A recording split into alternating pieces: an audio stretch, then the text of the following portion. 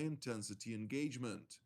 In such an event, any Iranian attempt to join the fight against Israel may face some unforeseen consequences, with a broad range of tools at the IDF's disposal.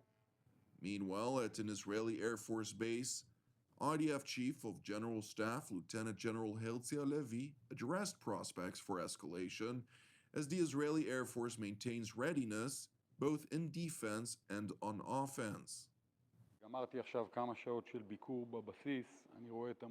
I've just concluded a visit of several hours at the base.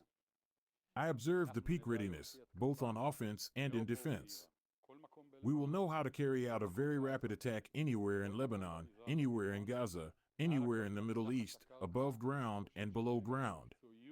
I truly believe that the professionalism that the Israeli Air Force brings in utilizing intelligence, selecting the right munitions, maintaining all aircraft, all munitions, and all equipment at the highest state of readiness with the best personnel, all of these things will work excellently for us. We will send a very clear message to our enemies, those who attack us, those who in every speech talk about how they will destroy the state of Israel. We will harm them, and we will continue to grow stronger.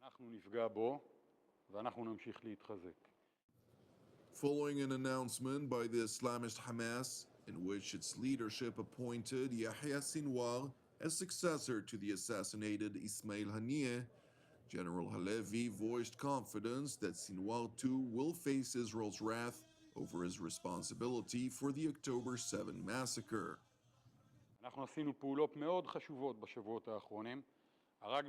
We have carried out very important operations in recent weeks, eliminating the most senior commanders of our most problematic enemies, and we are not stopping. Yahya Sinwar received a new title. He is now the head of Hamas Political Bureau. This title, political, won't absolve him from being a murderer who is connected to all of the planning and execution of what happened on October 7th.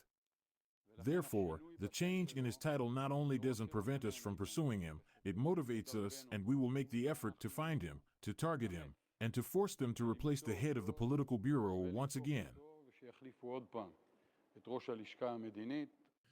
Meanwhile, in the Saudi city of Jeddah, an emergency meeting of the Organization of Islamic Cooperation, or OIC, was held at the request of the Islamic Republic of Iran, during the course of which the chairman of the multilateral Islamic organization voiced its anger over the plausible devastating consequences that may emerge.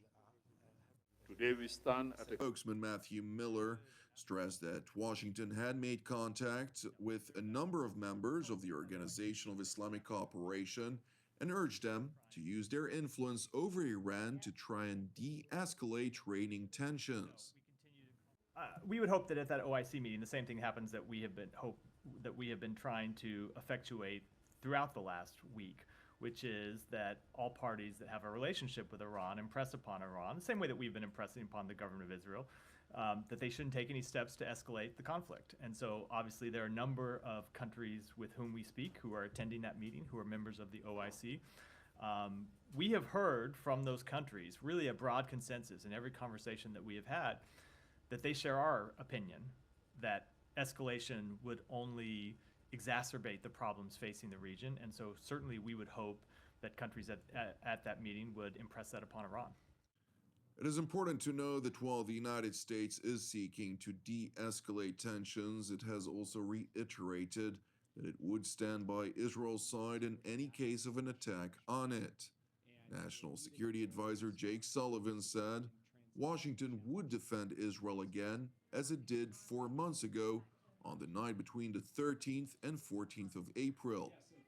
Meanwhile, in the Red Sea, U.S. Central Command confirmed that the Iranian proxy Ansar Allah, which is dominated by the Houthi tribe, continues to launch repeated attacks against maritime shipping in the strategic Strait of Bab el-Mandeb and adjacent waterways.